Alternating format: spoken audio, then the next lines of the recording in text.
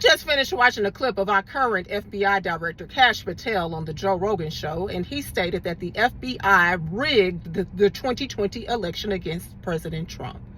Tell us something we don't know, okay? Like, when are there going to be arrests? Okay, because anybody in their right mind knows that that election was taken from Trump. First of all, that night, the count was stopped. You had Joe Biden running out there trying to prove that he was physically fit, okay? Came out there talking about, we're going to stop the count, folks, but we're pretty sure we'll be able to bring it on in. And then I checked Google Maps, and Trump is up in all the remaining states with the majority of the count in. And when I go to bed and wake up the next morning, all of the states then flipped over to blue. Statistically impossible, which is why Trump held that rally on J6, because he knew that they had bullshitted him out of his win. And prior to that rally, he asked for 10,000 National Guards to be there, okay, so that he can have protection. Does that sound like somebody who was trying to overthrow the government?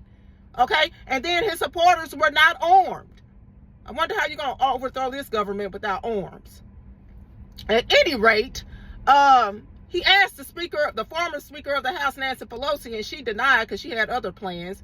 And her daughter just conveniently happened to be there to be recording everything. And then we learned several years later on a videotape that she's taking accountability for the events of that day.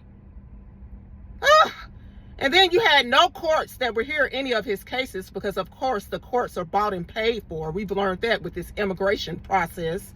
Okay, they're trying to get him to bring back people that don't even belong here, talking about due process. And you had the J6ers sitting in jail for the whole 4 years Biden was in office without due process.